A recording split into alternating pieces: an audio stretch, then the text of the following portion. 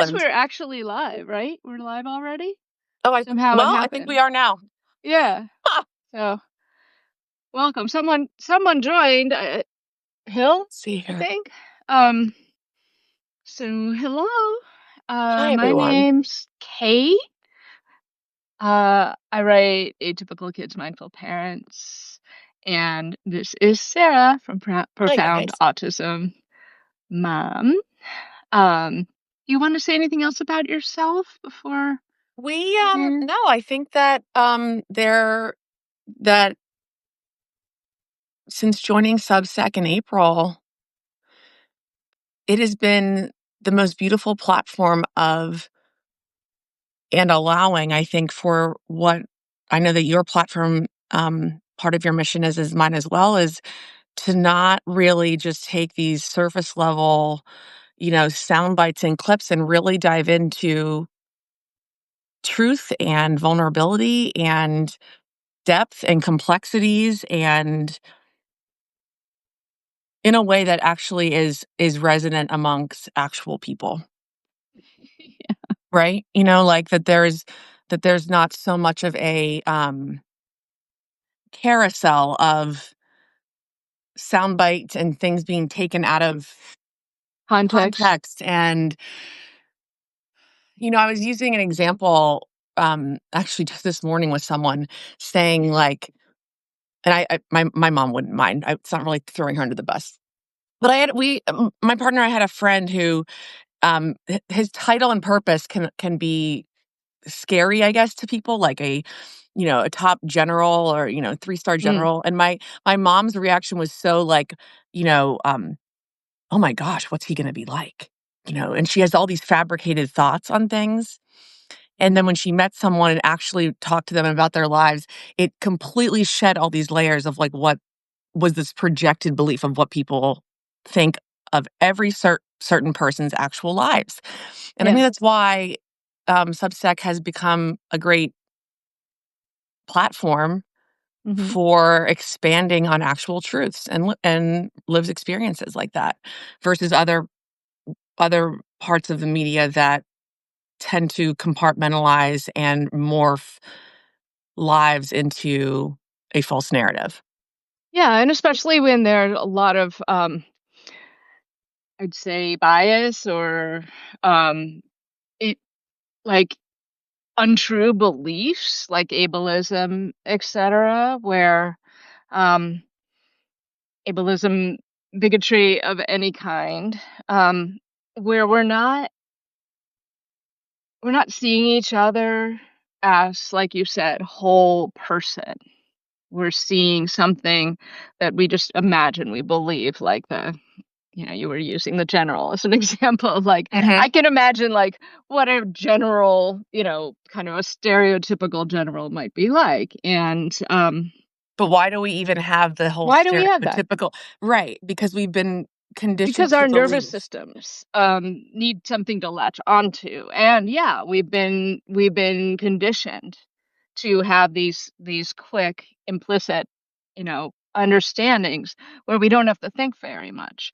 And like you said, Substack is a place where we come to kind of unpack things. I mean, at least for me, Hmm. I get to unpack things and see things in a more three-dimensional, or even, like, I don't know, more three-dimensional way. Um, Yeah, and take time. I think that there is a a broader holistic approach to Mm, humanity, and to, I mean, we sit in the parenting sector, right? You and I, that there is a whole human behind every identity of Atypical Kid Mindful Parents by Kate Lynch and Inchtoons by Sarah, the Profound Autism Mom. There's mhm. beyond that, there is an actual human who lives an actual life, who gets to share their actual perspective and the perception that they go through the world living through parenting children with autism. And I like to think a lot about in just leading, profound autism mothers and caregivers through the process of your child is fully human. There's a Mhm. full human soul in your child, whatever it is. And there's a identity that we have been conditioned to want to believe or feel so compelled to lead them to be that is not actually even true. That Mm, we come into parenthood with such conditioned beliefs about motherhood and parenting that we have to. I do really believe that from even a macro view, going into parenting and motherhood, knowing that the child that you dreamed of or what we've thought of and what we've been conditioned to believe, that's a false narrative. It's the child mhm. that's actually in front of you, experiencing and expressing themselves through every behavior that you get to be and have your eyes on as their mother, and then process that. And I think that takes a lot of deep introspection from any parent, but specifically ones of us Yeah. that have neurodiverse kiddos. Yeah. We had, Patrick from a new podcast, Parenting Pivot, talking about ambiguous grief. And Mhm. he was interviewing Yeah. someone about this idea of ambiguous grief and how, I can see it from obviously different angles. Like, that sounded to me so horrendous when my son was little to feel grief. But it's a process, it's just a feeling, just like any other feeling. It's something that we can unpack, it's of the moment, and the more we address it and treat it with the dignity that feeling deserves, the more we can move on from it. If we push it away, just like any feeling, if we shove it down, it can drive us from underneath. I So think it also comes full circle though in that, and it's something that I've had to really unbecome as a mhm, parent to children with severe autism, is you can use, and it is a positive thing. We are humans built with emotions. We are deeply feeling mammals, right? yeah, And and there does become a point of the churning where over therapizing everything becomes that the emotions are leading the entire situation sure. and not the truth. And I think that Mhm, that's probably where it becomes a real sticking point, I think, for the realities of the entire spectrum of neurodiversity, in that mhm, there all of us are deeply feeling creatures for the experience of mothering children that are experiencing the world differently than a typical child would. And I think mhm. that it's hard to calibrate that and at the same time honor those emotions as guardrails for making choices to move forward, no, acknowledging them, but also use and then moving forward too, and actually making Yeah. strides to change or process or pivot or evolve from that situation. Yeah, I mean, a lot of times the emotions are coming from a different part of our brain than the planning and, Hmm. like you said, guardrails or making decisions part of our brain. That's a completely different part of our brain.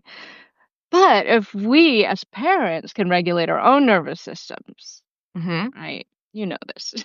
Hmm. Hmm. Regulate our own nervous systems and, in our own time, whether, not necessarily with our kids, because we don't wanna be carrying our grief, for example, Absolutely. or our anger into our relationships with our kids. But if we can spend some time honoring those emotions and then move forward from a more regulated place, I think no matter what kind of kid we have, it can be helpful. And since you brought up deeply feeling, do we wanna bring up the Good Inside Dr. Yeah, I Becky mean, I'm article and happy to talk? talk with that because Uh, I think we actually landed on the I think we actually do align more than we don't on it. I mhm, think that her work, and I'd love to hear that you were part of the program. I mean, I think that she has changed specifically for like millennial parents and mothers, mm, completely changed the conversation about the children that we actually have and yeah, realizing that they're different. I think where we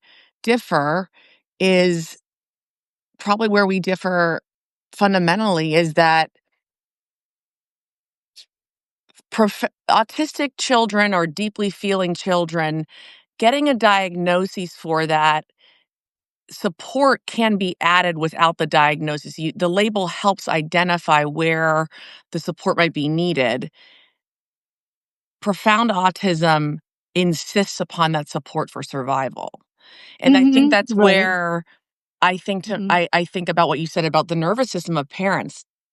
I think there's so much outsourcing of the nervous regulatory system to others and have parents not own their own in order to create the first medium and first environment of the home to be the place of regulation. You know, Mhm. I just wonder if it's so much placed externally and then the support is all external, that if it doesn't fundamentally begin with the parents and they're like, yeah, someone else has got to handle this. This is too much for me.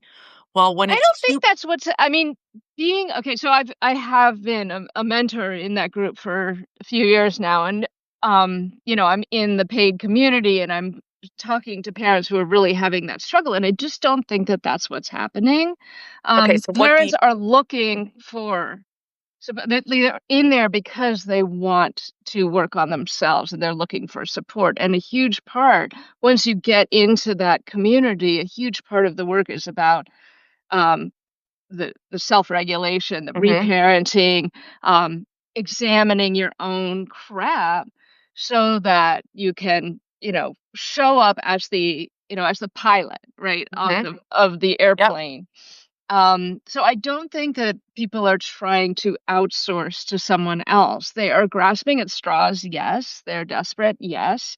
And there is a line somewhere, right, between what's clinical and what's mhm, deeply feeling or whatever you wanna yes, call it, and it's just like, okay, so show us like, if there is a line somewhere and we all can agree on that, um, what about these people who are living on that line? And ableism is keeping them from exploring and examining that line with a clinical professional, like getting an evaluation, and yeah, yes, it's not the line of profound autism, but maybe, or maybe I don't know.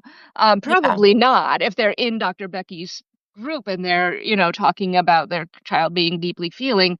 They probably have a speaking child, depending on how old they are. They probably have a child who has been able to function in some sort of school setting.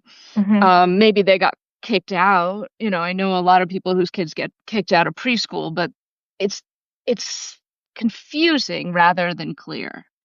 I do believe yes, I think that and confusion is also, I think, just another word for, like, deeply complex, right? There's just Complexity, so much the right? complexity is so ripe, and every family is so different. Yeah. I will say this, though, I think that we have gone so far to try to create an umbrella for what can potentially work or what sort of Mhm. talk or discussion or support group or emotive experience can regulate that. Maybe it just takes you sprinting 100 feet 5 times a day and getting all of that out in drastically changing the intake of your child from, morning to night of hydration and sugar, and I just think there's so many different things that add in that we're placing it, I think, sometimes on this emotional swirl Mm. that ends up just keeping us in talking about it and not just getting out and doing it. And I think that that's I know that we do hit a friction point with the ableism. I think that where I push back on that is that what is the limiting point of those kids? It tends to be the parents going, but they just can't do it. Well, maybe, but Mhm. have you even tried? Have you even tried as the parent? Have you even been the one been like, "Yeah, I'm gonna be the 5 a.m. club gym goer every day, before my partner leaves for work and my kids are up. Like, I'm gonna use something so drastic to attempt to change me that's physical and in my body, that's not just talking about the emotions of it." Mm. Yeah, I mean, sure, that's one way of going, right? And maybe that would help a certain portion of those people to have more of a tough love approach. Um, there are plenty of places people can find that. Mhm. And it's the people that are falling through the cracks that I'm really I feel empathy for in that particular space because they're not being told, go get a diagnosis and find out. They're being told, oh, I'm not a fan of labels. Oh, try this, try that. And sometimes it's not the parent. Sometimes the kid Yeah. does need more support, and so Yeah, for often we're sure. blaming ourselves. And I think that's a very common thing for parents to be blaming ourselves for our kids' challenges. And it's the whole package, right? The apple often does not fall so far from the tree. And it's the whole Mhm. package. And like, how can we be supported? Well, I don't think shame is ever going to make things more supportive. I don't think shame is ever going to help us parent better. So, like, ableism to me equates to shame, right? But isn't ableism like a label that we've been using too for just someone who might be, Ableist maybe you is know? a label, but ableism is like any other ism in our culture that is just it's a bias that is just we're swimming in the soup of it because we've been living in a culture that has had it for so long. And it's understandable from a a evolutionary perspective that you know when we were more things were more primal and we were more needs focused, that you wouldn't want to include people. I mean, I want to say this in a way that like No, I'm doesn't, just thinking about how, like like, but how have we evolved though beyond being needs focused if there's needs focused humans in our country who actually right. I do, don't think we have but that's evolved enough. and that but that's what I'm saying is that Yeah.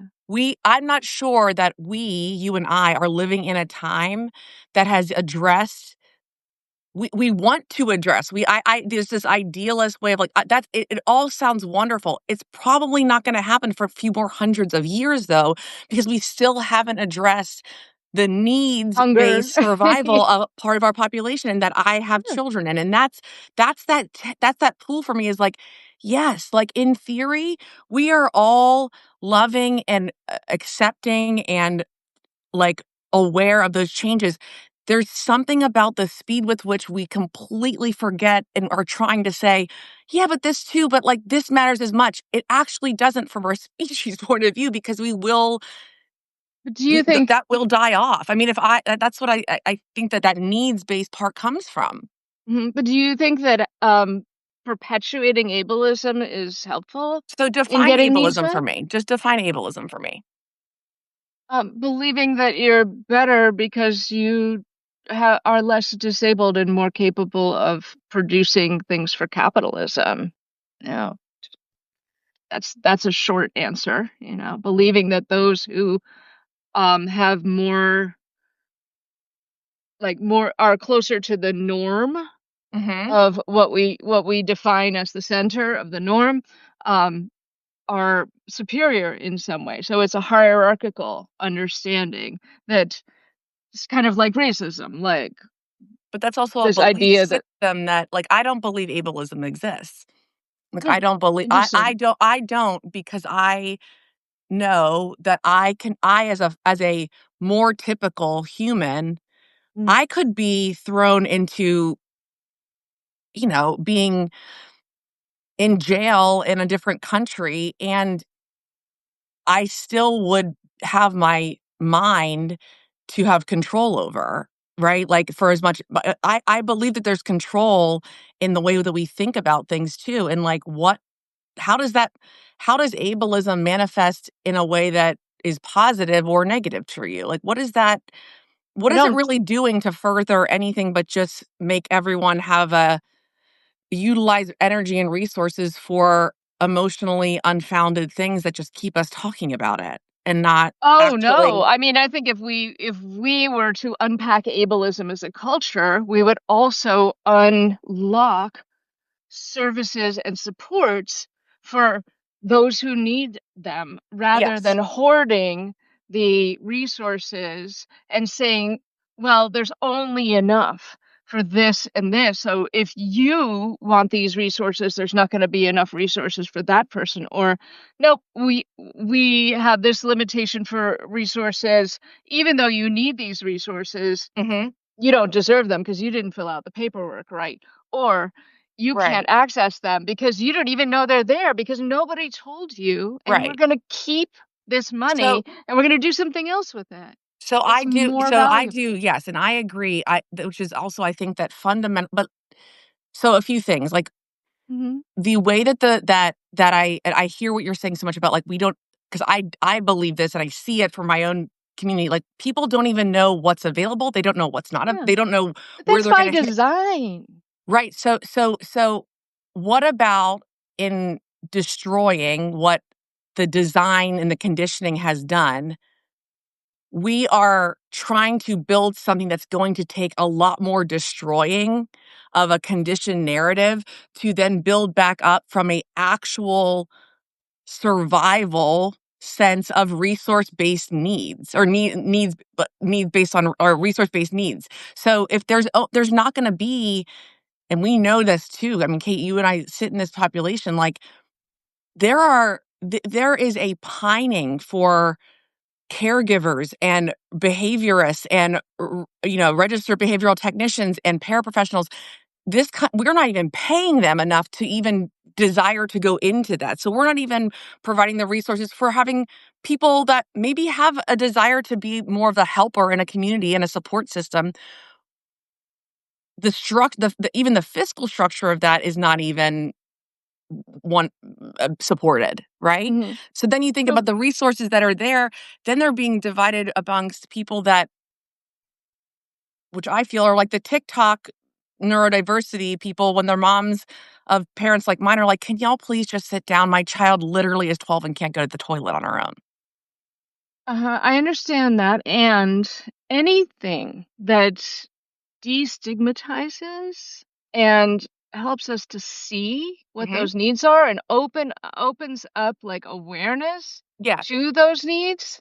I mean, I'm all for the I'm all for TikTok that. people, as you know, but, like, they're not those people are not taking resources away from your kids. What's taking resources away from your kids is the gatekeepers that, that take our taxes and decide what to do with them. Those are the people who are taking So what resources but ho away from what your are they taking kids. away?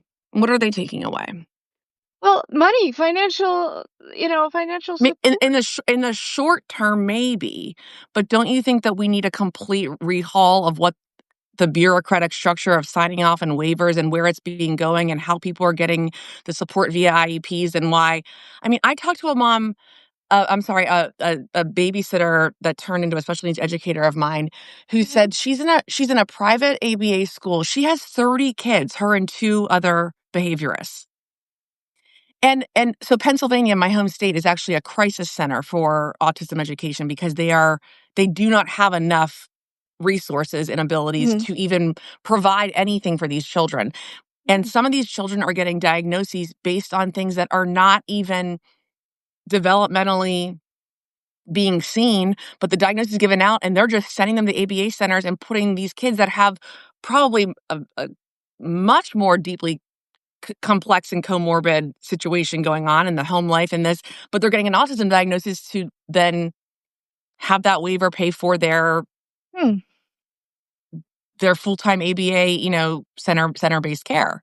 See, And that's I just think interesting that because I there's just so really much that we have to break it all down. I'm like, burn the ships, guys. We gotta burn the ships and we have to start over. What is foundationally being displayed by children with with profound autism? What does the entire neurodiversity uh spectrum demand of and what those resources look like? And does it need does is the heaviness of the actual funding and resources, is that going to the most vulnerable citizens of our country and mm, children? it's not. No, it's Just really in not. general, it's not going to the most vulnerable. It's going to the most powerful. But, as far as parents, trying to get diagnoses and resources for their kids who don't need them. I just don't see that happening. I don't see No. parents seeking out diagnoses for their kids when they don't need them. And I know there have been times when, I my think you're son has right. I think you're right, stopped but I wonder needing. if why I wonder why we have gotten to the point where we so deeply want the diagnoses and can't just use what we feel and learn and know as a functioning, mother and father and unit to say, I believe what I see of my child. I'm gonna seek out a diagnosis or seek out an IEP or seek out some sort of way in which the resources available to me can help provide support in some way. Those are falling I mean, they're not even happening. IEPs aren't even being upheld. What I feel like I feel deeply saddened that school districts are overwhelmed and that these kids that actually do need support, they're not even getting a one quarter of what they're legally supposed to be provided for. Why? Because there's not enough people going into even becoming resource aides and paraprofessionals to even add to that support. Because we don't value care in this We don't country value and we we don't right, we pay don't. people enough. No. So why would they do it? I mean, and then Right. they have to take care of their own kids, That's right. Like, soon as you have to take care of your own kids, I know my career was completely derailed by needing to take care of my one kid, I had one. And, with all of the appointments and services that he needed, and he needed them, Mhm. I would never have taken him to things that he didn't need, Like, I just wouldn't have, there wouldn't be a point. I was exhausted, I was totally burnt out, and I think that's pretty universal. So if people aren't being paid well enough, Mhm. it's because our society doesn't value it, and I think that has something to do with ableism. Maybe it's also, because the care work is done so much by women, maybe it's also sexism, maybe it's something else, I don't know. I mean, but Have we gotten so I think one of the greatest lessons I've learned in having my 2 with profound autism has mhm, been the simplicity of what their actual needs really are, yeah. right? Like, I will never shy away from the fact that, you know, 10 years ago, 12 years ago, before I became a mom, the simplicity of my life was not something that I desired 15 years ago, right? Like, I didn't desire how simple and how basic and how structured and simple routines my life now is, right? Mhm, I it was fast paced, it was fast moving, it was all these things that were just what I believe now were just like fillers for a life that was never gonna be enough, was never gonna be fulfilling, was never gonna actually do like create like a that purpose-driven life of like enjoying the small things, celebrating the small wins for you and your family, honoring the path that you're on as an evolving, woman and mother. Those things were not to me luxurious. They really are now. And I wonder sometimes that because of their profound their nature and that their high needs, mhm, it has actually done a wonderful job course correcting what I feel that the middle neurodiversity movement is doing is like, it's just all this filler. It's like, just get really quiet and do one small little thing, and it might end up compounding over time where all this like swirl and talk of what we all think that we need maybe isn't actually the truth. We do need support, but what is it all doing to the consumption and the talk of it all? Like, mm, it's so much simpler when you actually have things that are really, really hard. You ask someone that's in hospital or in hospice, they just wish they were just focused on the smallest things that they had in front of them. They wish they could take a step out of bed. And I think the profound autism has reminded me of that so deeply that it's not about being able to participate in the high school state competition at all. Like that doesn't mean anything. That who mhm. cares? Who cares? And if your kid does it, it's wonderful. But if that's what we keep focusing on, these conditioned thoughts that we Yeah. think that we deserve, or we think society has to be, or we think we're missing out on like the smallest of tiniest of systems that we have, which is like literally just our kids and our partners and our small families that we have.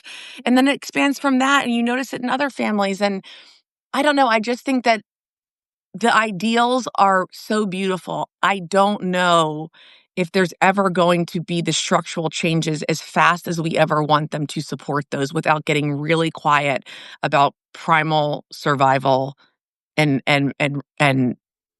true needs, Yeah, I love hearing about the fulfillment and the simplicity, and I couldn't agree more. I feel like right? I'm grateful Like that breath. And you and I talk about this a lot. I'm really grateful that we got kicked off the hamster wheel when we did. And we're not, like I'm not running on that hamster wheel anymore. And Mhm. like I didn't even realize I was running on the hamster wheel until, you know, what happened, with Mhm. my son. But this is something I've been curious about, Sarah, and I'm I have no idea how you're going to answer, but like when you define profound autism, where's the line for what's profound and what's not? The inability to successfully grow into becoming fully an independent human. Hmm. The most basic of needs, water, food, bathing, Mhm.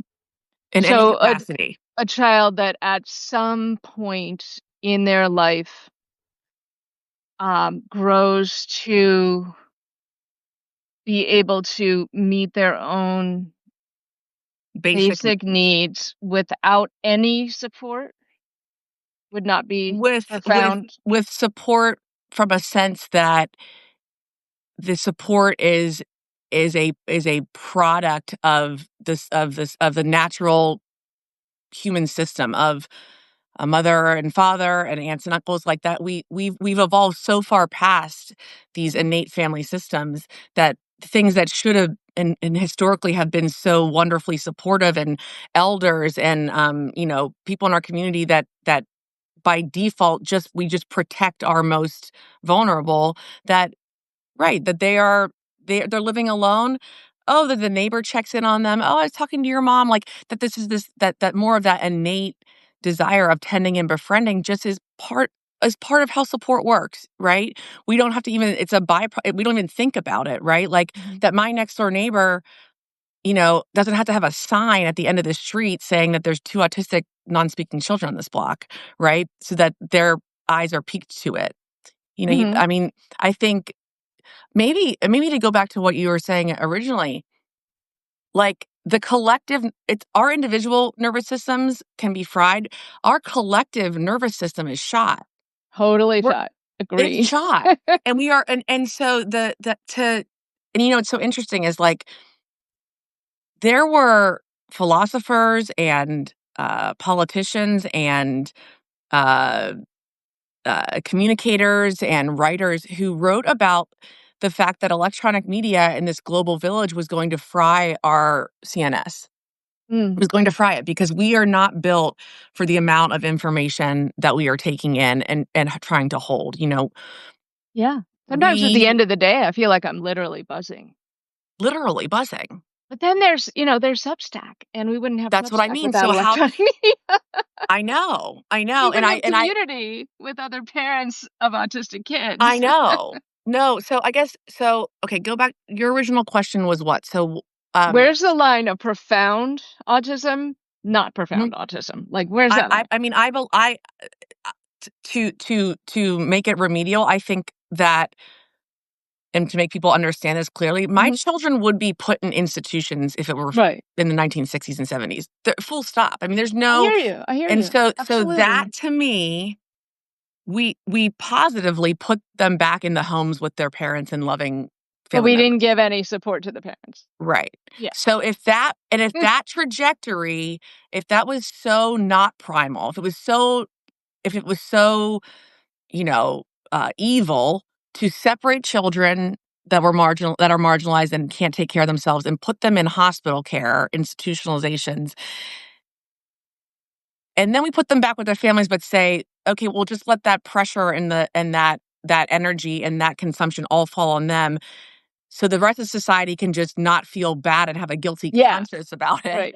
You So know, that's just as ableist, that's right? I right, mean, right. sure, So to people that aren't end, sitting in their own filth, but that's right, because their parents are changing their diapers at 12 years old or right. 20 years old or Right. whatever. And I get you it. I know, hear I you. wonder that, but I think that as a whole, Mhm. when my parents' generation, my parents were born in the late 50s, like when they think about severe autism or profoundly autistic children, they so lovingly and happily loved their grandchildren. They didn't see those children because they weren't even in their communities. Yeah, it's like, where did these people So come from? right. Yeah. And so I think we've gone so far. I mean, I really do believe because I got an ADHD diagnosis in my late 30s. It all made things make so much sense to me. Like, it made Mhm. so much sense.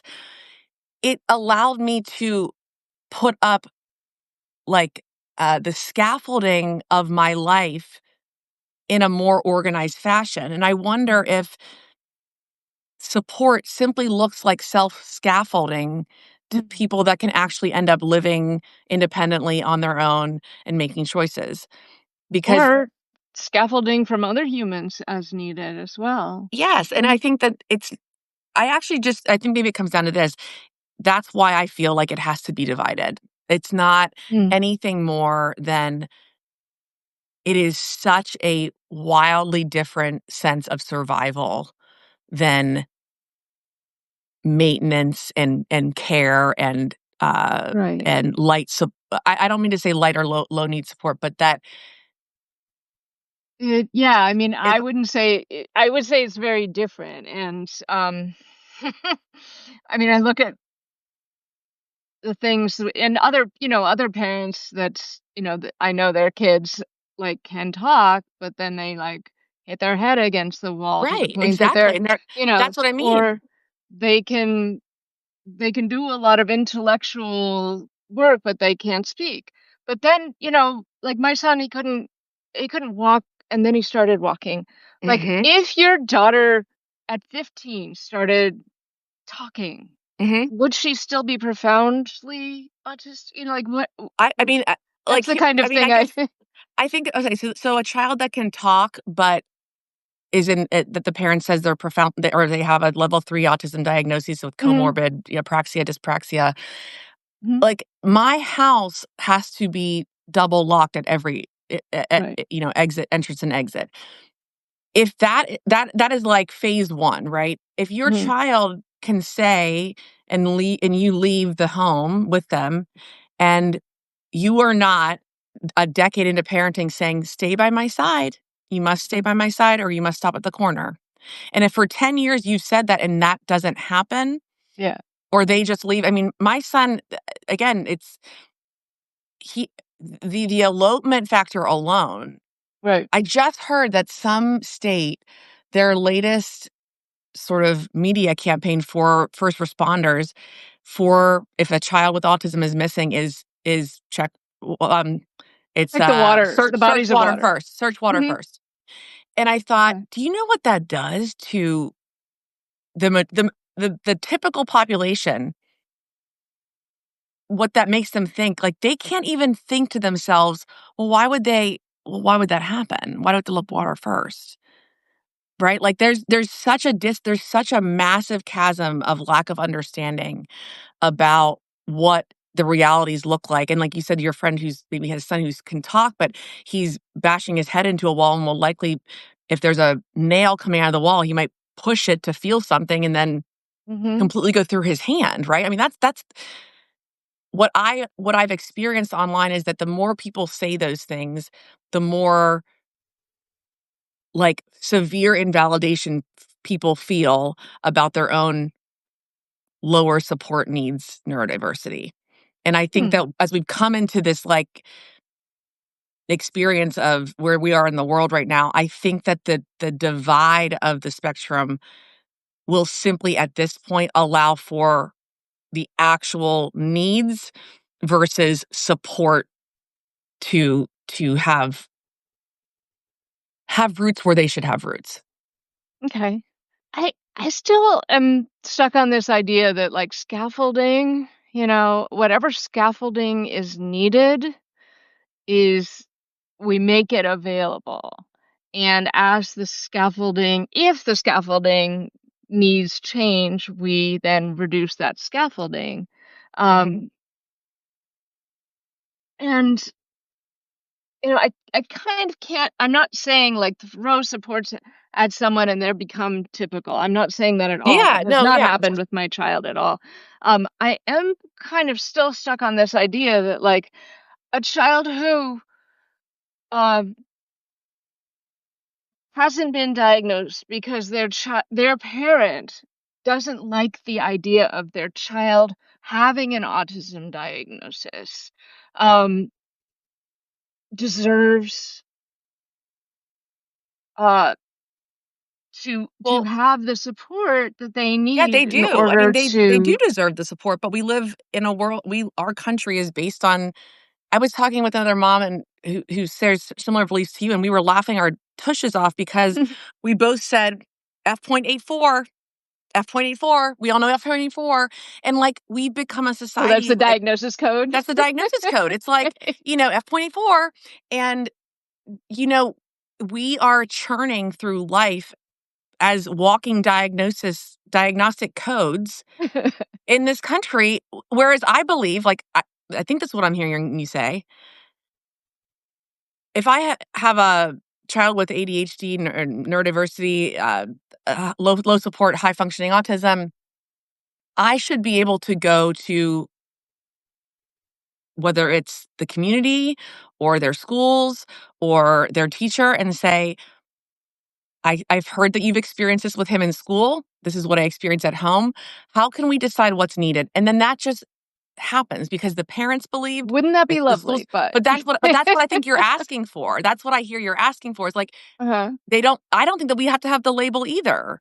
I just think that we just Mhm. need to have the support that's needed and that's Right. actually being seen and So you're witnessed. saying change the whole system so we don't need the diagnoses at all and just provide the Well, support I'm that just saying that everyone we have needs. to get down to like believing what is actually being lived and seen and experienced. Mhm. Like Right. I was talking with another person, like, they said, "Take me through the actual day." I mean, Mhm. the system of my house drives the behaviors of my children, right? Right. So, before I knew anything and I was a I have a five-year-old that's typical, and I've got a child that's 18 months old and completely exhibiting things that I had no clue Yeah. what they meant. My system of my home, my system of motherhood, my system of the house that I was living in was not set up to even aid her at all, right? Mhm. So then I learned about her, I watched her, I asked for resources, and I then implemented that.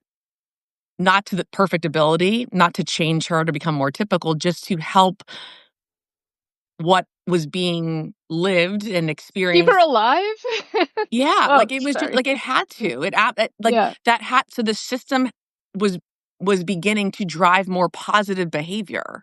Mhm. So, I think that the system right now is that we put up all these things that we have to get through, right, to prove that we need support Red when tape. Yeah. I wonder if we don't believe that anyone else could have it even more difficult, or there's a level of this that is okay, that is really hard. Right now there's one person that I can allocate for X. And if that one person is going to be a security guard in the front of the school so that my child doesn't run off and like literally go into Route 22 Mhm. versus a person that is hired to help with, feeding textures or Afrid or, uh, Arfid? Arfrid, I'm sorry. Huh? I always say Afrid. I Mhm. always say that. Arfrid, that like what what is actually what is actually survival and fundamental? and Well, I what would say both because system. one is, starvation and the other is getting hit by a truck, like those are both those are both very essential needs. So so ARFID, though, you can have a feeding tube put in, you can. Mhm. I guess so. I can't I can't not I can't break my son's legs to that's like, I can inject something. There can be something that is developed and help children with I mean, you can Mhm. get a feeding tube and stay alive, like, Mm. I that's guess, that's a there might have been a time when that was why they used containment rooms, and I mean, it just all sounds horrible. it all Sounds sounds really I know, painful to I think me, that we've it's just like there's those of us that are sitting in families that have needs, have support needs, yeah. it is very difficult to convey to families that maybe really don't have the constraints that we have, to even have them think beyond the walls of their own home because they already feel the conditions, stress, and uh, lack of support because of what they've been conditioned to think that they deserve, have to have, Uh, you know? I'm not personalizing it because I could easily take that, personally, but I'm not at all. But I'm looking at it from the the perspective of someone who has a child who has lower support needs at this point. There Mhm, was a point when he, was counseled out or whatever from his preschool because he was eloping and they couldn't mhm. keep him safe. I'm also seeing all these people joining, and I want to make sure that whoever's still on with us and has joined, Yes. thank you so much for being here. And I want to make sure if you have questions, please put them right in the chat, and we'll try and address I mean, the anything, fact or that any we're thoughts. even able to sit here though, Kate, is like Mhm. that's also I mean, that is such a luxury. Like, we are there I was recording a episode of my podcast, and this woman, this clinical director, wanted to talk for, like, 2 hours, and I said, the audience I serve does not have 2 hours." Well, Like, we that's right. you know what I mean? Like, we even Mhm. sitting here having the time for an hour to do this, Yeah, we are sitting so privileged as special needs parents, 100%. and Totally. it Agreed. is like it makes that's what's so fundamental about this is that there are magnitudes of parents who literally can barely post a question on, like, a Reddit thread asking for, like, what they should do tomorrow because their True. child had them up all night and they have to go to work for 12 hours. Like, I that is real. Like, that person is real, and, like, the yeah, Georgina just TikTok said, "Learn here. to take care in less than 3 seconds." Like, Yeah. yeah, I mean, the the the Mm. ability to even do this is so it's such a high level of Privilege. Mhm. privilege, And I'm so and grateful for it. I'm I'm so grateful grateful for for these it, deep and I hope dives, that it helps others Yeah. know that there are lives being experienced like us. It's just Yeah. at the end of the day, like, I know that I am not I know that I'm one of thousands, tens of thousands of other mothers who don't have the ability to even Mhm. take 15 minutes Yeah. to do so, and they are running on such fumes because their children who would have been medically institutionalized 70 Mhm. years ago are now in their care, and nothing's helping them. Mm. Certainly, no one's coming to save any of us, right? Like, that we at the end of the day, and if they don't even know can't even sleep for more than, 20 minutes at a clip, how are we to say to them, "Yeah, but the kid down the street, like, really needs low lighting in the classroom." Mhm. That The woman's low gonna be like, lighting in "I'm the sorry," classroom like, doesn't take away from that child getting the support and the parent getting the right, support but that they that's why need it so they shouldn't can be the sleep all night. same but that's why this shouldn't be the same diagnosis. It's not but none of it's the same, and whether, the diagnosis is not what gives the support. The Well, diagnosis doesn't give you the support, the need for support but is that's what also gets just you the saying, like, if you support. have lung cancer and you have brain cancer, well, it's all one body. It's all just bodily support. I mean, Mhm, it has to be system specific, and I mhm, think that there's just so like, the I want there to be what we both envision I think that there has to be a bucketing for us to get really, really honest about what that kind of autism needs from a full survival. But it's individual, right? If your child is eloping, you know you need a security guard at the entrance, the locks on Mhm, the doors, the double locks. You know you need the lock up high. You know what you need. If your child is not eloping, but they're smashing the furniture mhm, and punching you in the face, right. you need a different kind of support. It's not it's not a hierarchy, a But ladder. that It's just but like a the differentiation. but the child, yes, the child beating their head into a wall to get, like, a sensory feedback and is going to cause, like, bodily harm to, Mhm. like, bleed out. That is a that is a major, profoundly like, diagnoses where I would consider that's profound autism, right? There's something profound about that. If a Mhm. child is and I just think that this separation will allow us to say that these needs look different. They're not less than, but one is actually life or death and the other one isn't.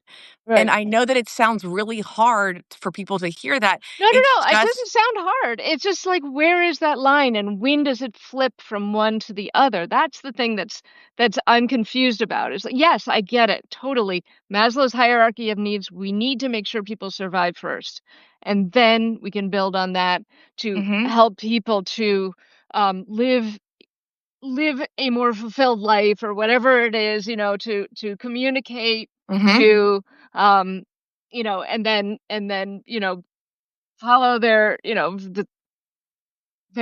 interests, all of that. Yes, there's a hierarchy of needs, but there's not a hierarchy of people. right. That's how I see it. It's like those needs will shift and change over time for any person. I don't think they're gonna stay the same even for someone with profound autism. The needs are gonna shift and change. I'm seeing some great comments. I just can't really read Yeah. them very well. Here, hold on, I know it didn't come up. I supported a grade 10 heavily autistic child while I was working internationally in Jordan. It's about understanding their emotional responses and how we can create and foster an ecosystem where they can thrive. I believe it's not one size fits all. We need to personalize the support and the parent, teachers, stakeholders, et cetera. Yeah, I mean, this all then comes down to knowing even that system, like that parent and the teacher are also two humans with wildly different conditioning of what their own expectations are. We come in so Mm, much with so many biases about even what support will look like for a child that we all want to support. That's why IEP meetings are so difficult, right? Because you mm. have the mom who gave birth and this child is of her, and we come in totally different than the clinical psychologist does come And we in. literally have to live with the outcome That's of right. the meeting, That's as right. opposed That's to people who right. it's their job. They walk into the meeting, they walk back out. But and then Maybe they that's spend 6 muscle hours a memory day too, with the like, kid. someone that's a clinical Mhm. psychologist in a school district, she's doing, like, 12 of these a day, right? Yeah. We're doing these as parents twice a year, and that creates adrenaline and cortisol spikes for us Oh my and gosh, so and much, and yeah. and real emotions that then sometimes take over, and there's this Yeah. exacerbated response. Like, what can we get fundamentally correct in diagnosing and separating in just an effort to make the identification of needs more specific and then those resources Mm. allocated.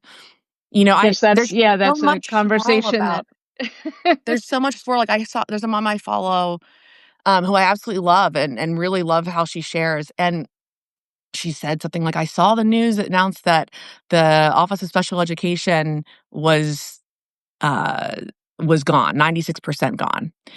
And I thought, "Well, what does that mean, gone?" Right? Mm, What does gone mean? Well, it means they fired the 96% of the people in the Office of Special Education. Okay. Well, the funding hasn't been dissolved yet. So maybe this is a way to just sit with everyone gets a little uncomfortable, everyone gets a little spicy, and we just sit in some discomfort for a longer time. Discomfort's not unsafe. mm. Unsafe is unsafe is that your life is in challenge, right? You are literally in a life and death situation, right? Mm, You were choking or you can't breathe. Being deeply uncomfortable with reorganizing or creating something new is just, I mean, it's really uncomfortable. It makes us all angry. It makes us think like, what if? Like, what's going to happen? Like, I don't know what's going to happen next. mhm. That's okay though. That's A lot not of people are unsafe. really afraid, you know? Well, That's fear is just temporary atheism, right? It's just fear temporary fear is what? just that fear is just being a temporary atheist. You have no belief that anything is going to it's just that you have no belief that something could potentially Mhm, rise from this, right? Because if I don't think there'd be a single mother of a child with severe disabilities that if you asked her how she had to work through her fear, it'd be so all-consuming. It'd be the only thing you think about because I'd be in fear of my children's life every second they were not in my care, you know? or even when they were, probably. I mean, I know there Yeah. were times when I was chasing after Ocean, I didn't know if I was gonna catch him before he got to Mhm. the And intersection. that's very, very real. Mhm. Very, very real. So that fear, that uncertainty, that fear is of yeah, I mean, it's uncertainty. It's fear of the unknown, fear of the future. It's visceral. It's all Mhm. real. So, Mhm. we evolved just with those basic needs as as our driving force, but we Mhm. project that onto Yes. all of the other stuff. So I think fear still feels very primal and visceral in our bodies, even if it's fear of what's going to happen next with the special education system. Like that is, I mean, for a parent who relies on that support, that could be quite terrifying. It And is that the yes. right direction to go Yes, to fire but in everybody? the moment, it's like but yes, but fear of that, Huh? at the end of the day, that it's cueing you it's like you said, like, it's a pro like, it turns on that fight or flight and starts surging Yeah. things through your body that Hmm. as if a cheetah is chasing you, right? Like, as if something is going to kill you. Hmm. We Or you have just shut the way down in which because our you don't Exa think that you're same, gonna yeah, be able to fight exactly, it. and so we just go numb. That also will then isolate you from support by shutting down, right? And so we have to learn to sit I'm certain that our primal ancestors were not comfortable being cold at night, like, they had to use their body warmth and each other's and figure all these things out. That wasn't unsafe, though. I think that Mhm, like, I feel like I'm always uncomfortable with what the world's reaction or thoughts are on my children. mm, Am I going to change everyone's thoughts on that? No. Am I going to inspire some? Sure. But none of it's unsafe. Like mm, fear is not unsafe. Worry is not unsafe. Anxiety is not unsafe. That you can manage that. You can. mhm. Yeah, I I hear would be you, in the fetal absolutely. position every day of my life if I thought about what Uh-huh. would happen if I died tomorrow. We can manage our thoughts, absolutely, and it would be nice if systems also Yeah. supported us so that you didn't have to feel pushed out of the circle of warmth. Yes. Like I that is agree. a primal need to feel a sense um of being in the circle, of I being agree. supported, being So where did we belonging. go where did we lose that? Like, was it in the '60s whenever, you know, like, there like changes in the political system in our country just totally shifted where we went away from, the warmth of community. I think about only my mom grew up in, like, a big Midwestern family in this Mm. neighborhood, and, like, it was so the wonder years. Like, her childhood was like the wonder years. Like, everyone's just outside playing, and everyone's families had an eye, and, you know Except the kids who were in institutions, right? right, like, Mm. exactly. Exactly, and those kids, though, were, like, the community of support within actual neighborhoods and communities is so different than it is now.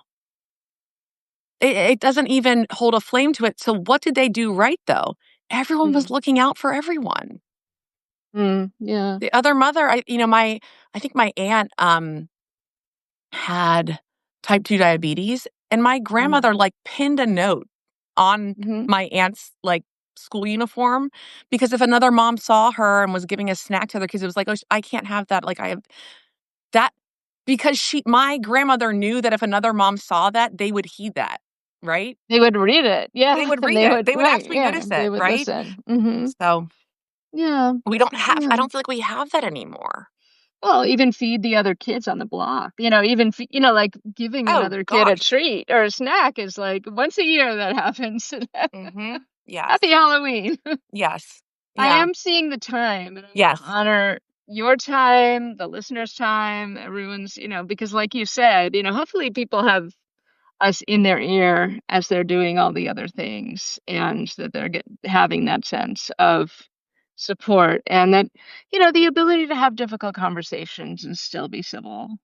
I And think also I think it's ask wonderful. for the support that you need. I one of Mhm. the things I know that you and I talk both about, I believe we both believe in is I would never know, even in being a special needs mom, I would never, absolutely, I would never for a million years think that I could come into your home and after a day know exactly what Ocean needs.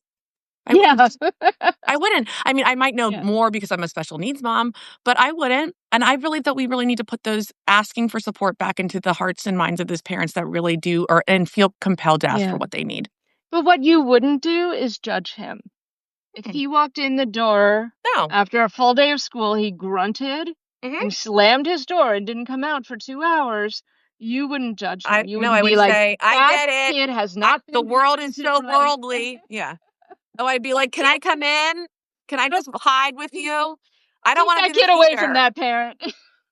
But I'll that's but see, yeah, whatever, Child acceptance. Protective Services. Exactly. Obviously, What I would that say, we get child is being neglected, So yeah, many things we do to each other that it's just, it's unnecessary. not okay. Yeah, And being kind to each other is the beginning. And so I really absolutely. appreciate being able to have a difficult conversation. Of course, You always, know, always. Well, yeah, thank you to everyone that joined as well. I really yeah. Thank appreciate you we so both much, do. everyone. I'm gonna All make right. this available right away, so you can share it and access it. Fantastic. Okay, thanks, All Sarah. right. Bye, Kate. Thank Bye. you. Thank you.